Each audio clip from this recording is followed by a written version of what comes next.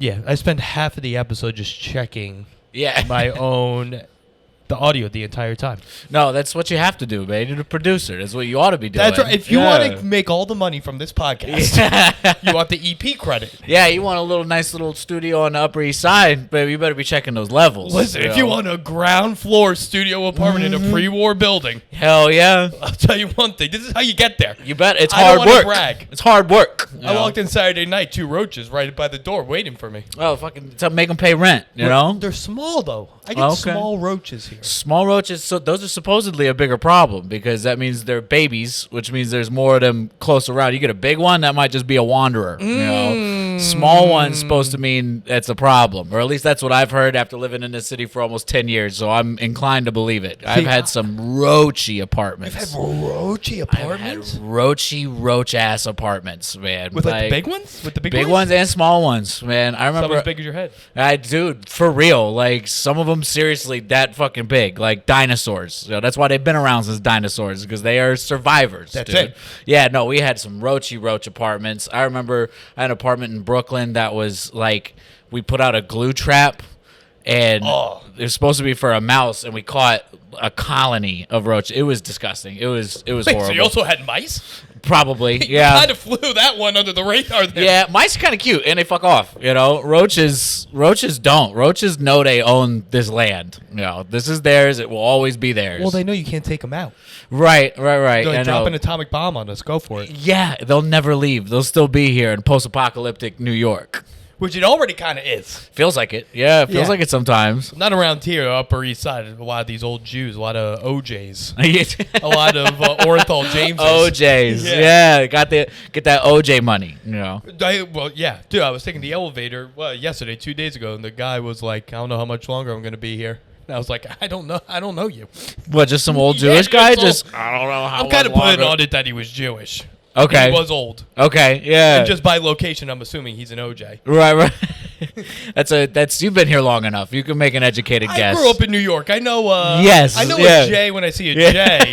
But I didn't play for the Bills in '76. No, they do the thing. They always ask me if I'm a J. You know what I mean? Around that time of year when they come up, excuse me, sir, are you Jewish? And I'm like, no. And there was a time where I'm like, no, but why? And now I'm like, no, I am not. Yeah, it's always fun to see when someone asks why. Yeah. Because you learn quick why you shouldn't have asked that question. You learn that that's their first time being asked that. No one ever says why. No. They have a chance to explain. Yeah. No, you don't want them to get in there. They're good. They're car salesmen. They'll get you. They'll make you believe you're Jewish. During the day. At night, they're trying that. Yeah. Yeah, no, I get that question somewhat frequently, on the train, or at least recently, I think. I don't know. Is it a time of year? People on the train? No, it's always like the Hasidic guys or like Hasidic kids, like in the full garb or whatever, right. And they say, excuse me, sir, are you Jewish? And I feel like it's a certain time of year or something. I don't know what it is. I don't remember. It's around the Christmas time of year. Yeah, maybe. I don't know. It happened like last week. So that's why did it really? Yeah, it was fresh on my mind. Huh. Yeah. So maybe they were just doing some extra. You think they have a quota? They must. They got it. Right? Yeah, they must, which is weird because it's like, I feel like they don't, there's only so many chosen people, it's not like they're recruiting like Scientology would or something. I don't know what it is, but yeah, you don't see Scientology's growing. Jews aren't growing that much, but they're not out there on the streets, the Scientologists. No, they do cold calls, I think, from what I understand. Do they seriously do cold calls? I don't know. I assume you have enough money. You don't have to street team anymore. That's right. Yeah. Well, they're not doing Instagram ads, I can tell you that much. So how the hell are they getting these people? Yeah, I don't know. I have no idea. Well, Danny Masterson could tell you. Yeah, dude. Yeah. Fucking A, man. But I don't know. Do you want to talk about Jews the whole time? I'll go with whatever you're feeling. Now, this is also a question I like to ask in the beginning of the pod. Have you done research on the pod? I listened to it a little bit on the way here, and I follow you on Instagram, so good. I'll be seeing the clips. Okay. I'll be seeing the clips pretty regularly. Okay. But I listened to the one with Alex Babbitt on my way here. This is more research than anyone's ever done on an episode. So that's pretty good. Okay, so you know what the target demo is. What's the target demo? Well, it's not the target demo. It's just who's been in the comments the most gay foot fetish people. Oh. Big. You don't say. Oh, there you go. Okay. Little wiggle there. Socks on until you get to the Patreon. It's true. Well, that's what I do. You can take your socks off whenever you want. No, and now we're starting to get like just regular podcast fans. And they're battling in the comments. Really? Battling. The foot people and the podcast fans are The battling. people in the podcast. That's what you want, this engagement, you know? They don't understand. You're driving me up the SEO. Yeah, dude, that's my favorite thing. A hater blowing up my comments a bunch. And I respond to everyone just because it's like the algorithm just reads that as like, it doesn't read as, oh, this person's been having a back and forth with Steven. It reads it as 10 or 20 comments. Oh, this post must be engaging. Let's push it for more people. You're diving into the mosh pit of these comments? Sometimes, yeah, absolutely. Really? I had one that I was going back and forth with for like a day or two. And it was a video I posted on TikTok, and it was my Halloween video. For Halloween, I was a great big pussy. That's all it was. I have a vagina mask. Okay. And it looks amazing, and I had a pink sweatsuit to go with it. Okay. And so all Halloween, I carried around a big-ass speaker, and I was just blasting WAP all night, wet-ass pussy. Fits. And I had a Camelback underneath the hoodie, so when people would say, it's a pussy, I'd rub the clit and spit water out of my mouth. And it was just the gift that kept on giving, and I had the most fun on Halloween. But I edited this whole little video together of it for TikTok, and there's a really cute clip of a little kid high-fiving me. A little kid. A little kid. He just walked right up to me. He went, hi. I went, hey, and high-fived him, you know. And it was just a cute moment. Someone in the comments said he probably thought you were a Pokemon, which I think is hilarious. Yeah, that's good. That's fun. That's actually a good excuse. Yeah, it's probably what he thought. But Was he with parents? their parents were there. He was walking with the parents. The parents were there. You know, kid walked up to me. I gave him a high five. They kept walking. You know, it was all hunky dory. But the video or the commenter, the problem the commenter had with the video was it was a very quick cut video of like a bunch of like micro clips basically of what happened. Just trying to cut it all together into something flashy for 10 seconds. And the clip immediately afterward was me like spitting water out of my mouth. Of course. Even though there was like 80 of those clips in there. But she was trying to imply that since the kid gave me the high five and I edited me squirting afterwards, that it was pedophilia or something. Like that it was. No, you're of age in this situation. I- Not the kids. What? What do you mean? You are of age. I am of age. It's not pedophilia. Yeah, he touched me. Yeah, and he Right. he asked for permission in his own toddler way. I was like, "Go off, little king," you know, learning consent early, you know.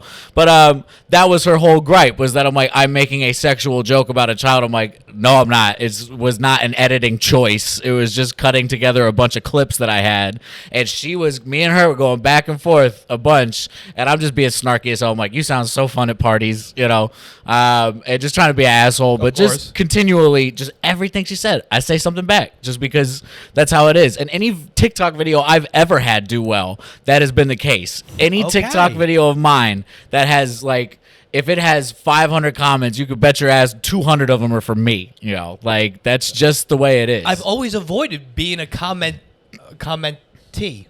Yeah. I mean, like, I think sometimes it's cute, you know what I mean? Especially if people are, like, actually showing you love in the comments. It's nice to see the creators give a shout-out back, you know? And if they just say something like LOL, I just put, like, you know, laughing face with the prayer hands or whatever, you know? It's just something small. Like I said, it just ups the comment count, and it tricks the algorithm into thinking, oh, this post is really engaging, you know?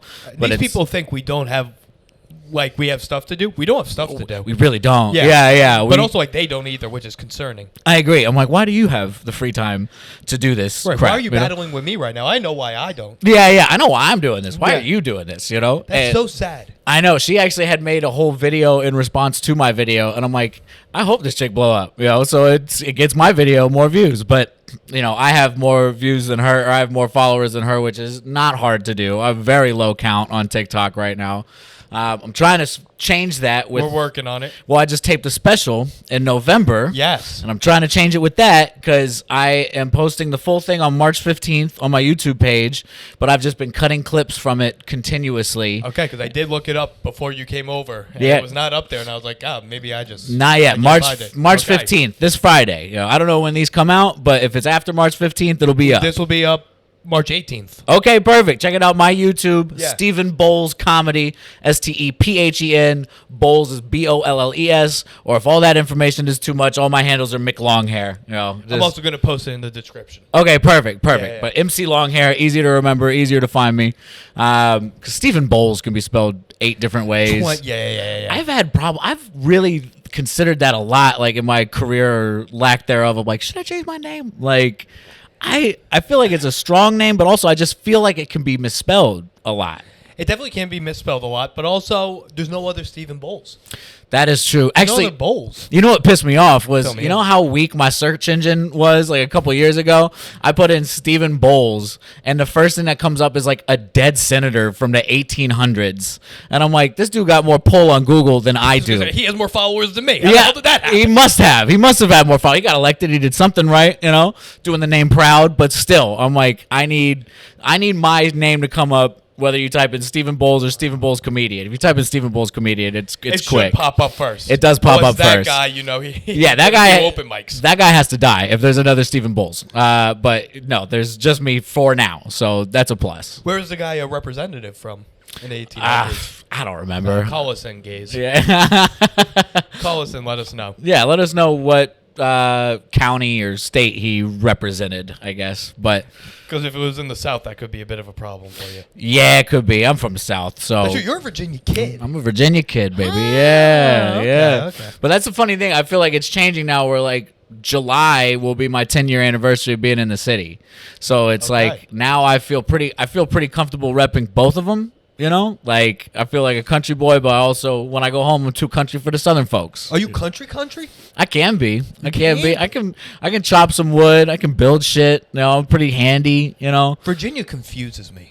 Virginia's a weird one because it's like the tippy top of the South. Alexandria, that whole area. Yeah, that's more like DC. Right. Like I'm basically more from the DC area than like any southern area. I'm from Nova. I'm from Fredericksburg originally, which is like an hour. That sounds Confederate. It is very Confederate. You got That's some statues to take down over there. Oh yeah, we Yeah, have yeah. entire cemeteries that people might not want to step into. But They're not going to Fredericksburg, get you now. yeah. Right. I think you're fine now.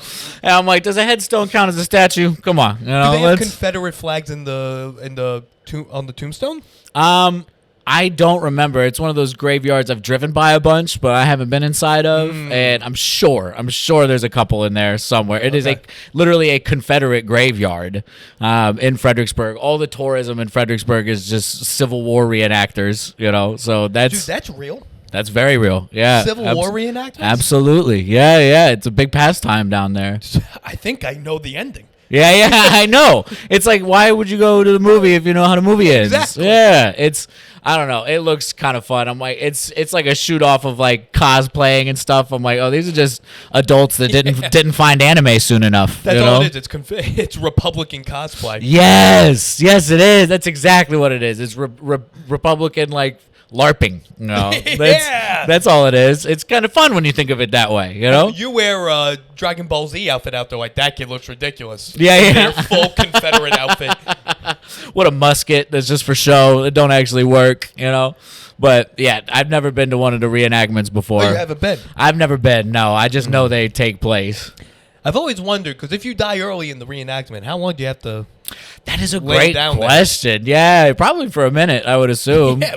I bet like no one wants to tag themselves out, No one wants to do the honorable thing of, when you're playing laser tag or some shit like that. Or when you're a kid, you're playing tags like, no, you didn't get me. No, I'm still in. And they're like, no, you're dead. You're But at fighting least for the with that, Confederate. you're dead, but you leave and there's pizza. Yeah. This, you just lay in the grass for 6 hours. Yeah, okay. I don't And you're like, think what it would the be hell? 6 hours. I imagine a show would probably be 15, 20 show? minutes. Yeah.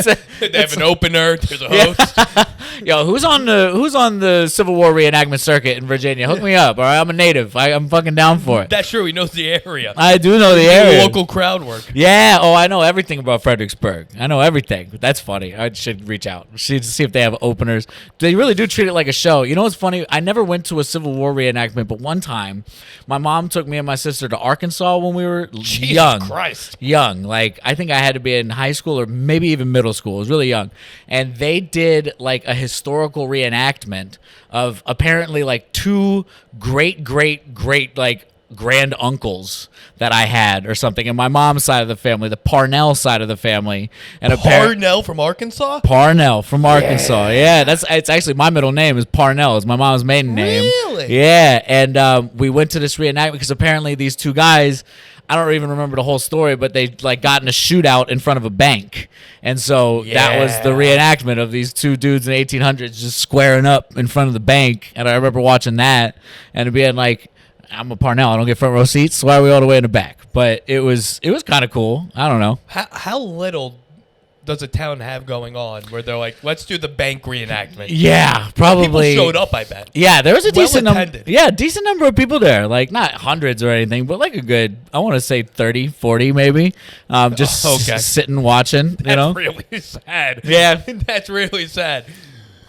That's like one of the things people don't go to in Disney. Yeah. That's one of the rides you can skip. Yeah.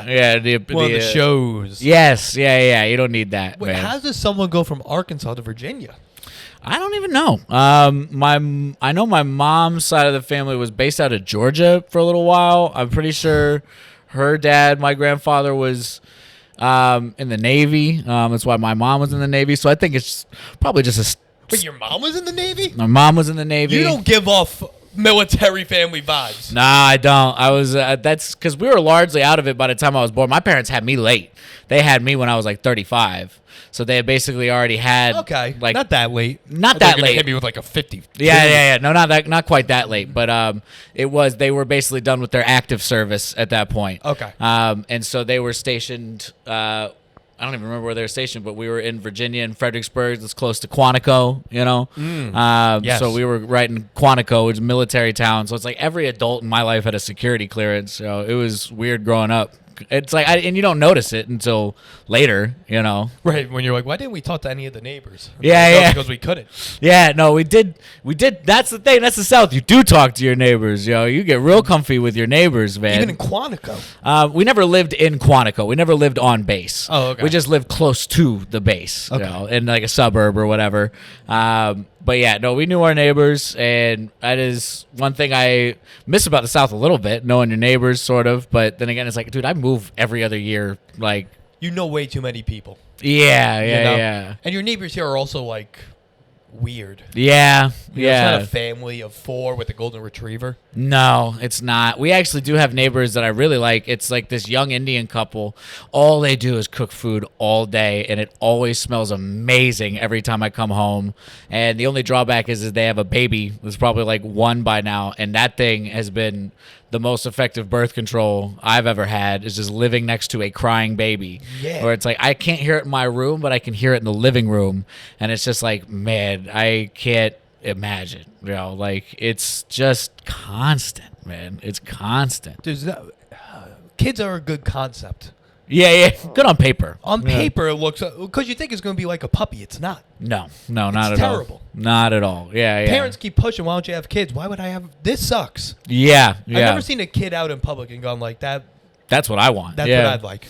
I don't know. That's the funny thing. I go back and forth on it because I worked in childcare for a little while. We're going all over the place. I know, dude. I'm like, I've had a lot of jobs in my day. That's because I dropped out of college. So Shout out to it. Yeah, I had to scrap and fight my whole life. And one of those chapters was working at a kids club at an Equinox. For a little over a year. It was honestly great because it's like the pay was terrible. Free Equinox membership. Free Equinox membership. Okay. That was where my pay was. I was in the gym 5 days a week, bro. Yeah. Like and I could use any Equinox in the city too with my little staff card. Even printing press? I think. No, What I don't about think Hudson Yards? I don't think I could do printing press. I think Hudson Yards has a pool, right? Yeah. I did Hudson Yards. I remember going in the pool on my day off. That was really fun. That's sick. That was fucking awesome. But eventually I needed money, so I had to quit that job. You know what's crazy, dude? This was back before New York raised the minimum wage. So I started as a kids club associate at $9 an hour, and then decided I want more money, and then got promoted to the manager of the kids club, started making a whopping $10 an hour. Gang. Just rolling in it, yo. Not really. I quit after like 3 months. I was like, I need a real job. This is not working. You know? I like even their job titles are similar to finance.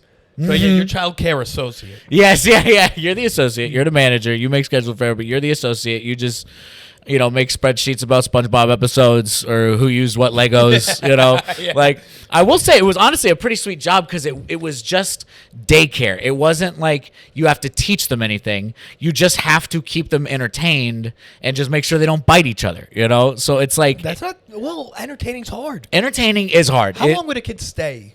they could. That's the other thing. They could only stay for 2 hours. So that was a bonus. Was like you're really only stuck with the kid for 2 hours, and literally, if anything goes wrong, if they bite a kid, if they shit their pants, if they're inconsolable, the moms have pagers, and you can page them at any time to come back and pick up their kid. It's like we are expected to do very little except, make sure they have fun. The whole point from like a sales perspective is make sure the kids want to come back. Right. Because that will make the parents bring them back, and the parents are the ones paying for those sessions, So that's what the business side of it was. The personal side of it was I was in my early 20s surrounded by hot moms in tight clothes all day. So shout out to you. Shout out to the hot moms at Equinox. And then just fucking hang out with kids. Kids are hilarious, and they were mostly pretty young. It was mostly like it'd be weird if they were like 14. Yeah, right. Like, honestly, the oldest we would take was like 8 years old, and I remember once in a while there would be a 7 or 8 year old, and it's like I talk to them like they're on the prison yard, just like, what are you doing here? Like because they don't want to be here either because they're surrounded by 2-year-olds. You're asking them for papers. Yeah, right. Yeah. He's asking me for like internet access or whatever. I'm like, no way. You're not getting my phone. You're not looking through that. But it was a pretty fun job. I said I got paid to take off my shoes and play with Legos, which it's not bad. More or less was all I was doing. I did get some shit on me once in a while. It happens. Shit and spit up happens. Yeah, exactly. And shit and spit up happens. And the youngest we would take was 3 months old. And that shouldn't. Honestly, I loved the 3-month-old to 6-month-old babies because what I learned in my time in childcare is that after 6 months or around 6 months, that's when they figure out if I cry, I get what I want. I get something. Okay. Or it's like, even if it's just attention, that's usually all they want is attention. But from like 0 months to 6 months, they only cry if they're hungry, if they want to be picked up, or if they need to sleep or shit. That's the only reason they cry. So the 3-month-olds, I loved them. You just put them in like their little rocker chair thing, and then they just watch all the other kids. They're just little potatoes just sitting there, Yeah, but like 2 hours with a 3-month-old? I couldn't even imagine. Well, it's also there's usually multiple kids. So at least there's other stuff to do. Still, I'm put in charge of a 3-month-old I don't know. Did you have regulars?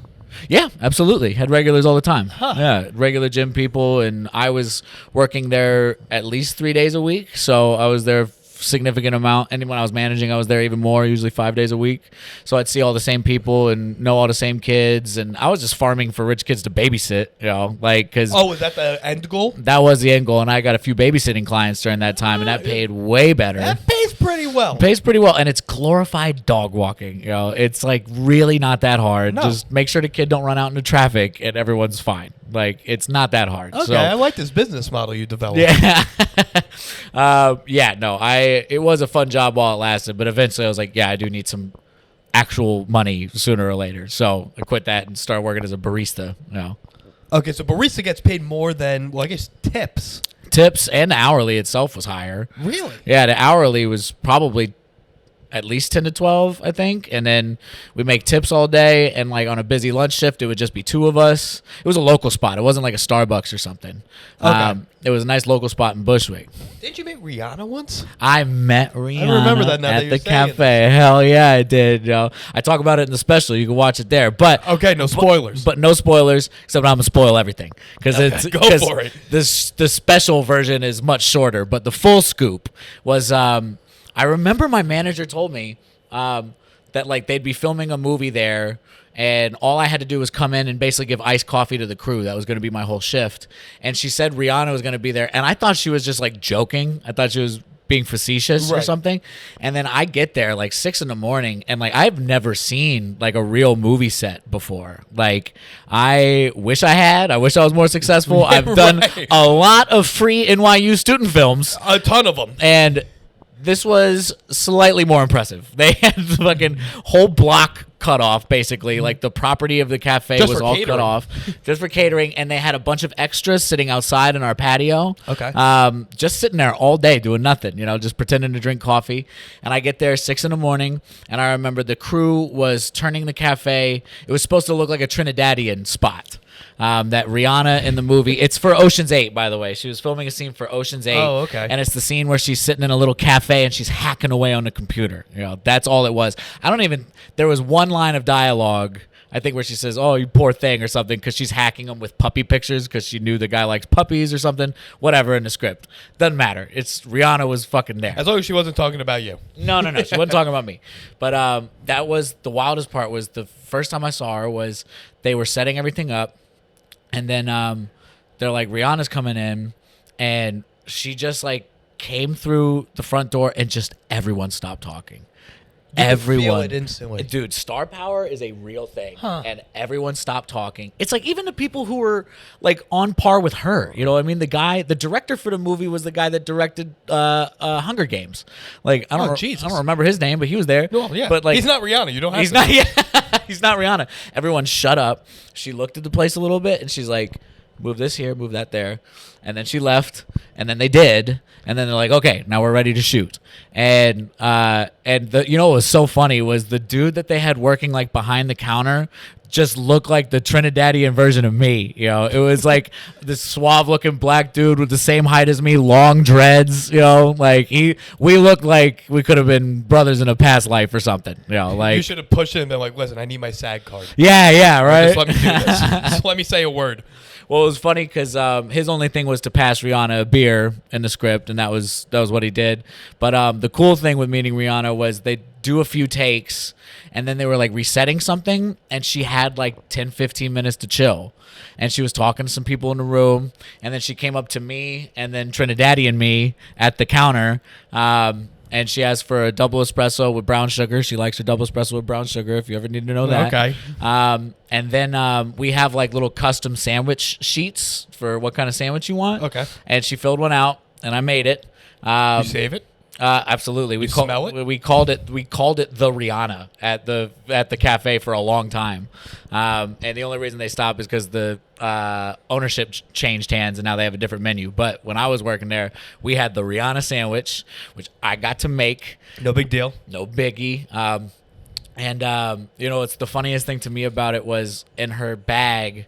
What I used to do at the cafe, we have a comedy show there every Saturday called Pop Collar Comedy. Check it out, still running every Saturday. And when I was working there, I would print out like small flyers for it. Okay. I'd put it in all the to-go food, just so people knew about the show. So of course, Rihanna's getting a flyer for my Shitty Free Bar show. That's right. And I thought it would be cool to be mysterious. And so I wrote on the back of it, it was like, "It was so cool meeting you today. You're really chill and nicer than I thought," or whatever. I don't remember what I said. Okay. I was trying to be cute. But then instead of even signing my name, I just drew like a signature, like that was a smiley face of me, like with long hair. Okay. So now I'm like, she don't even know my name. I'm like, I'm not going to leave her my number. I bet everybody leave her their number. I said, I'm not going to leave my name. I'm not going to leave my number. She's just going to have this little doodle. I'm going to be the long hair guy that made her a bitchin' sandwich on the set of. She probably carries that around with her to this day. I pray. I pray Rocky never finds it, because it's going to cause problems in their relationship. But yeah, I like to think so, but who knows? But I did get to meet Rihanna, and it's so funny. Fill me in. This is my little devilish thing is I love when people start swapping like celebrity sighting stories, because it happens a lot in New York. Ton. I feel like there's tons of celebrities in New York, tons of celebrities in LA. But my favorite thing, I'm like, I'm going to let everybody else get theirs out first, because I don't think anybody is beating Rihanna. And to this day, I've not had someone go first and be like, "Oh, damn, I should have gone before him." I'm like, nope. Met her, made her a sandwich, and talked to her for a few minutes. And highlight of my cafe career, by far. I made the double espresso brown sugar. Made the double espresso. Oh, and the other funny thing with that story was actually that very day, I was basically in the middle of like my first real breakup. I was with my first girlfriend at the time. It was like we were together for like 2 years, and the night before we had like a really long, difficult conversation, where it's an amicable break, which is like the worst kind, because it's just like nobody did anything wrong, but this just isn't working, Right. She did nothing wrong. I still hold her in very high. It was a stalemate. I still hold her in very high regard. But the funniest thing was that was that night, and then the next day I met Rihanna. And I actually posted a picture of it on Facebook because I was hoping she would see it before I got home.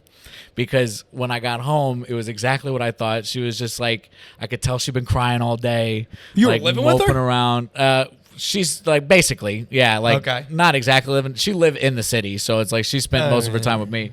But I just remember coming home, and she's obviously in a terrible mood and hasn't seen the picture, and I have to pretend like I didn't just have the coolest fucking day in my entire life. And she's like, "How's work?" And I was like, It was pretty good. How was work? Look on Facebook, you dumb day. bitch. Yeah. No, not a dumb bitch. That's what I would have done. She was very cool, but I was just like, yeah, no, it was pretty good. And I met Rihanna. But other than that, yeah, it was a pretty normal day. She was like, you what? And I showed her the picture. And she's like, oh, damn, that's fucking awesome. Good for you.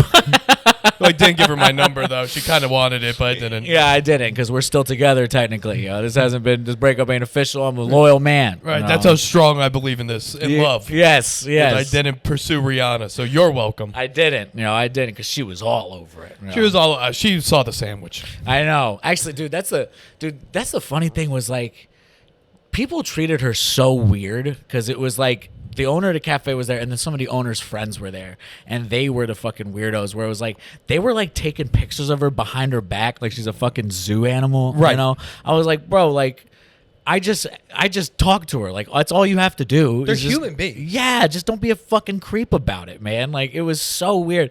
I do think there is a lot of celebrity etiquette in terms of, like, when you can talk to them and when you can't. Because my first celebrity sighting was Danny Pudi from Community, the Indian guy from Community. Oh, yes. Yeah, and dude, it was while I was working at a barbecue restaurant. I was just working as a food runner. We got an order to go, and they're like, take this to bar 18. Dude sitting at the end of the bar. And so I go to bar 18, and it's him. He's just fucking sitting there, but he has like the headphones and the hat on, which to me... He was trying to hide, but also not hide at the same time. Yeah, he's trying to hide, but you got to have that pulled pork sandwich also. Yeah, you know? for real. Yeah, so... Was it good? Good pulled pork? Oh, absolutely. Yeah, Yo, Carolina barbecue? What kind of barbecue absolutely. are you talking about? Oh, shit. I can't remember. I worked there years ago. Carolina sounds right. I know we had like 3 or 4 different kinds of barbecue sauce, but it was delicious. Blue Smoke, still open in Financial District. Blue Smoke? Blue Smoke, yeah. I love Blue Smoke. Really? Yeah. I lived there. I lived in Fidei for 6 years. Oh, shit. Okay, dude. You know what's funny? My uncle opened Blue Smoke. That's why I got the job. A little nepotism. Shout out. Shout out Paul Bowles Bevan, you know? Yeah. That was... I go once a year on Tunnels to Towers because they have the open bar. Oh, shit. Shout out okay. to it. Yeah, no, I worked at Blue Smoke. That was my first job Nice. because my uncle worked with Danny Meyer, who's a restaurateur in the the city. name sounds familiar. He's very rich. Yeah. Very rich, like famous for being a restaurateur. And my uncle is one of the 5 partners with him in that company. Interesting. Yeah, and so when I moved to New York, I was like, can I fucking apply to, one of your restaurants? And Blue Smoke was obviously the best fit because I'm a stoner with long hair that doesn't know shit about wine. So it was, the right place for me. But I do remember my server friend who trained me was told, like, it doesn't matter who his uncle is. If he's dog shit, we're cutting him. And I was like... That's why the company's so strong. Yes, absolutely. They have a good work ethic. They do have a good work ethic. It was a fun spot. But yeah, that was what I was working at Blue Smoke, was I met Danny. And then I also served Barbara Walters one time. And not even like... That's a good story. Not like serve. I brought her food. So I literally served her. But I do remember she was funny because it was like, I have 3 fat-ass plates, like 2 on one arm, 1 in this hand, and there's 4 people. And the 4th one is right behind me. And so I hand out the 3 to her 3 other people. Right. And she's just like, where's my plate? And I was like, it's coming very soon. And then, like, as soon as I'm saying it, I'm like, oh, wait, this is Barbara Walters. Like, they told us she was going to be here. Yeah. And I was like, listen, I know you're old as shit and about to die soon, but I promise, time is of the essence here. You will get your fucking food, Barbara. Because at the end of the day, she's an OJ. Yeah, she is an OJ. She's an OJ. She is an OJ after all. Yeah, Very she could true. be in this building still. She might be. Yeah, I don't she know. might be. Give her a call. Look through your directory. See if you can find Walters. Shout out to Barbs. Shout out to old Barbs, yo. But yeah, that was a fun time. That was at Blue Smoke? Blue Smoke, yeah. Barbara Walters ate at Blue Smoke? Yeah, Barbara Walters. I remember also at one point we had Ethan Hawke came in. Huh. I'm trying to remember who else. The only other famous people there were like jazz musicians because the jazz standard was downstairs. Yeah. So it's like jazz famous people were there all the time, but like regular famous people, not so much. I remember I got in trouble because I can't remember the guy's name. But the guy who did a 6 foot, 7 foot, 8 foot punch, they like, come guy, man, yeah. we want to go home. And like that guy was in the restaurant, and apparently I was singing it pretty loud in the kitchen, and they came back and like, you need to shut the fuck up right now. You know, like he's in the building, they could hear you if they Was walked he by. insulted? Probably not, but Make another good song, guy. yeah, right. I don't know. I'm like, he didn't yell at me. It was just my managers being stingy. You know, it was funny that I just like that restaurant to me was like my real introduction into like restaurants taking themselves way too seriously, because my only other restaurant experience before that was McDonald's and TGI Fridays. You worked at McDonald's too? Hell yeah. Yeah, Summer dude. gig. Summer gig when I was like 19. Yeah. I You worked there at when I was 14. Oh, That was my first shit, job. starting soon. Yeah, yo. I shout like out that. to my mom. She Hell made me. yeah, mom. Yeah. Nice. Which McDonald's? In Syosset on Long Island. Oh, okay. Around okay. Jericho Turnpike. Hell yeah. No big I deal. was shit, what highway exit? I want to say off exit 140 for Stafford in Virginia on Jeff Davis Highway, which there's probably 3 or 4 of them that fit that description, but that's the one I was at. And honestly, you know what here's the thing. Fill me in. This is what I liked about McDonald's, and also what I liked about TGI Fridays was that there was none of this like hoity-toityness of like, we have a name and reputation to uphold. Like at McDonald's, like it's McDonald's. Like come in, do your job, try not to steal anything, and clock out on time. You They know? can't act hoity-toity. People are doing heroin in the bathroom. Exactly. And like same thing with TGI Fridays. There was a server that smoked crack every day on his shift, and he was the best server that we had. Yeah. He was the definition of a functional addict.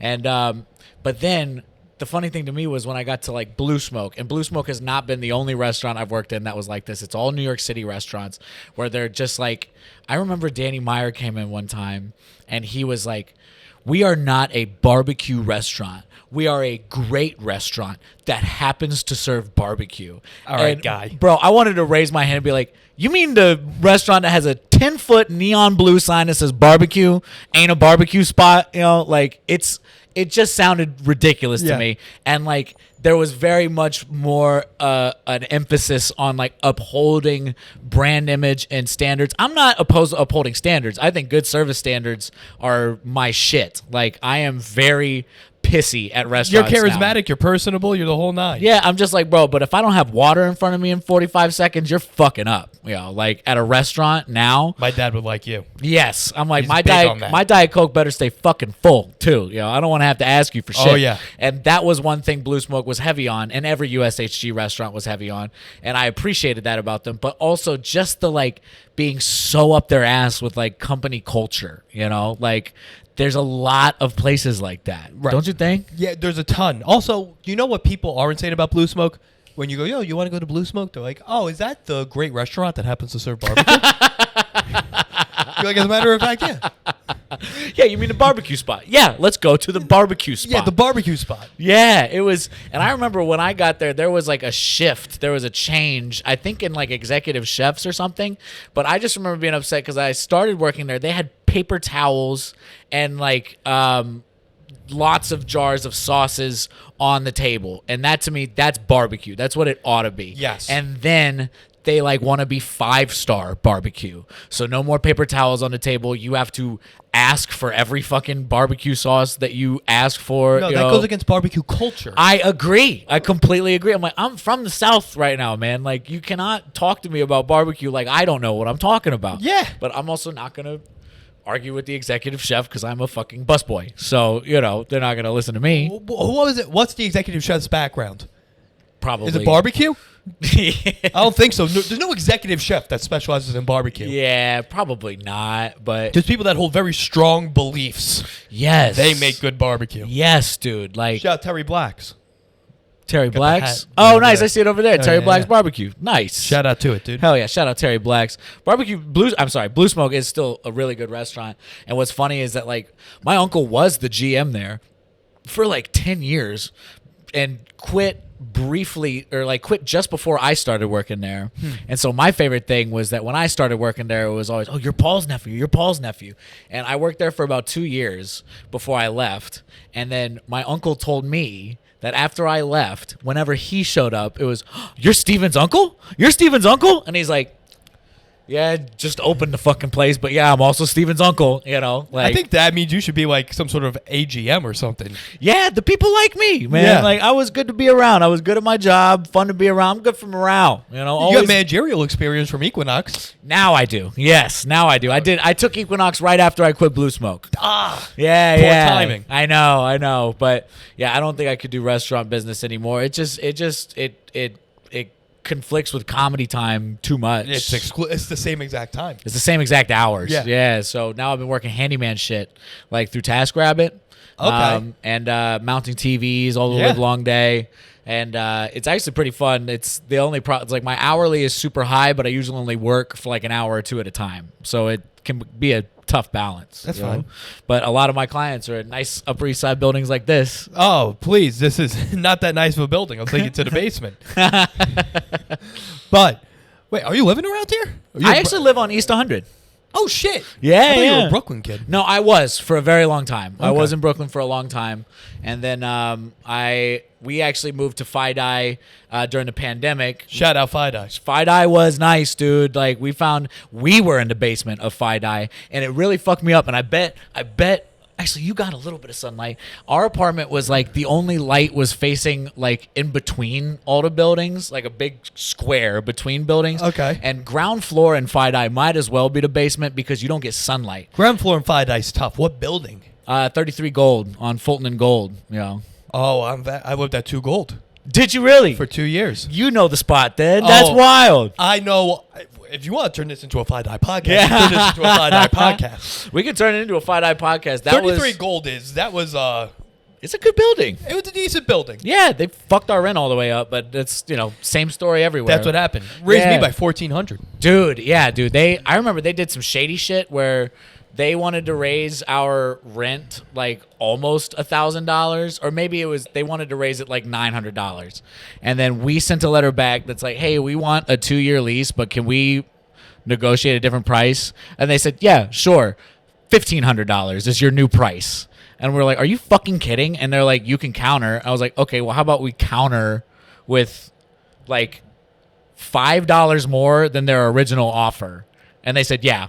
And we're like, you scumbag pieces of fucking shit, Yeah. dude. Like, you fucking ass. We were so mad. Like, me and my ex were like Googling what is the hardest color to paint over, because we were just going to fuck up the walls before we Could left. they take your security deposit for that? Mm-hmm. Yep. All right. For sure. I mean, but at that point, we were burning to the ground, you know? I like it. That was You're getting real punk rock in the financial district.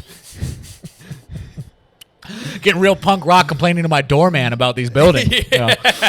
You and him are smoking cigs outside. Yeah, dude. That was the best part of being a cigarette smoker, was the doormen were all cool with me because they knew I'd bum them cigarettes. Yeah. And sometimes if I was in a real good mood, I'd give them a joint if I had some extras. You Okay. know? So I was well liked by the doormen, but that was the apartment. Dude, I had to share that apartment with my ex like after we had broken up, bro. Like, ended the You shared for how long? 6 months with my What? ex-wife, and it did not end amicably. And honestly, it's not as bad as it sounds. We ended up doing like a week on, week off kind of thing, to where You treated her like a kid. yeah, basically. Well, we were treating our cats like the kids because we had 3 cats. You had 3 cats. 3 cats. So it's like someone got to be in the apartment. But so I'd stay in the apartment for a week or two, and she'd stay with friends in Brooklyn. And then when she wanted to come back to the apartment, I'd stay with my boy Max in Harlem, who I am now living with. Shout out Max. Max Carney is the fucking man. Follow him everywhere. Max Carney. Max Carney. Big guy. Big dude, Yeah, yeah. from like Michigan or something. He's from Ohio. Ohio. West Virginia, Yeah, yeah, basically. he's a big motherfucker. He's a big boy, Yeah. and he is the man, dude. Dude, that was the cutest thing anyone ever did for me, was when he heard that I had to share my lease with my ex. He just made me a key to his place, and he was like, "Come over That's the whenever you nicest need." thing a human being I can- fucking cried. It was the nicest thing anyone's ever done for me. Well, because you know you're not going to steal his stuff. He's 7 foot, 400 pounds. He's like, yeah, I don't know. You can come stay. Yeah, that man has no fear. He has zero fear. He's like, I love getting into fights. I'm like, of course you do. Yeah, dude, because you don't lose. Yes. Yeah, I would love getting into fights if I never lost. You man. ever play Super Mario and you get the star and you could just hit into anything? That's him all the time, dude. All the time. That's him. But yeah, that was the saving grace of that time period because we had broken up basically around like September and then had to share the lease until the end of February, and so that was a time and a half. The worst thing that happened to that neighborhood in September. Yeah. Where's my Freedom Tower? All right. No, that was It's at 100th Street. That's where it is right now. Oh my God, that's funny. They built a mosque next to the Freedom Tower, and then oh boy, my ex is gonna open a venue next to my fucking old apartment or something. Yeah, you just fight to make it Greek. Yeah. Yeah, dude, that shit was wild. But that's all behind us. That 6 months. 6 months. You got 6 months. That was a poor timing of a 1-year lease. We had signed for another year, I guess in March. Fuck. Yeah, and then shit unraveled from there, and fucking she was having an affair. We tried to work past it. You know? Yeah. We tried to work past it because I was a shit husband. You know what I mean? I understood why she had an affair, and so we tried to work past it. And then in July, I went through her phone again. Going through the phone, a very controversial topic. That's what I found. People don't like talking about this. We can talk about it. I think you want to say it for the Patreon. Sure. We could dive deep. Okay. Yeah. Sure. We'll switch over to the Patreon. I also got to take a piss. Okay, take a piss. That's Okay. perfect. And we're switching now.